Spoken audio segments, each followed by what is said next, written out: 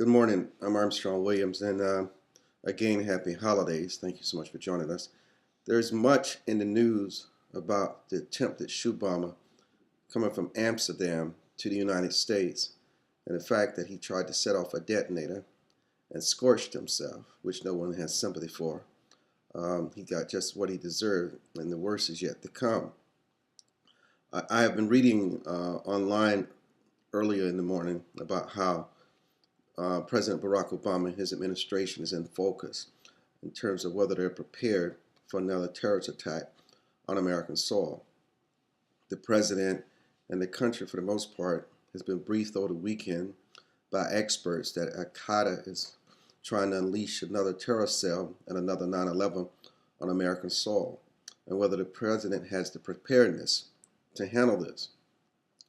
I certainly would not be among that course line to blame this administration what happened with the American Airlines flight coming out of Amsterdam into the United States where this took place.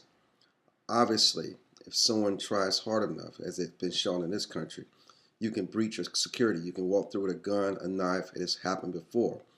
Whether the screening system at airports, Transportation Security Administration, known as TSA, can detect this powdery substance or not remains to be seen. The reality of it is, and I know you don't want to hear this, some time ago, the airports had the screening process where it was totally showed the person nude through the screen. And people were so horrified by it that they demanded and protested, and security decided not to use it. I know no one wants to go through a screen where someone can see your entire nude body.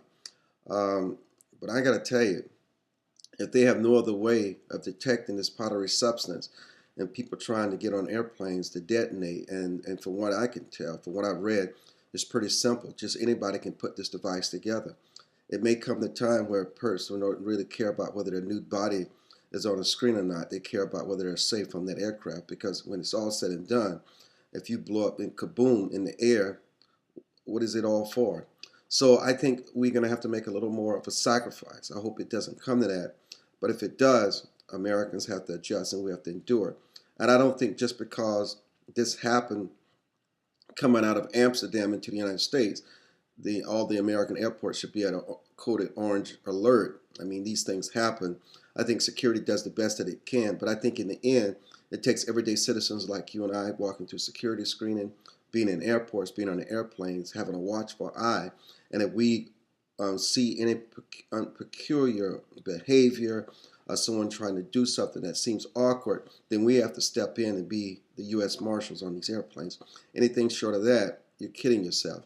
So it's up to all of us to support the president in this endeavor. These are serious times, and there are people that would like to do harm to us. We have to make sure that it does not happen. I'm Armstrong Williams, and again, happy holidays.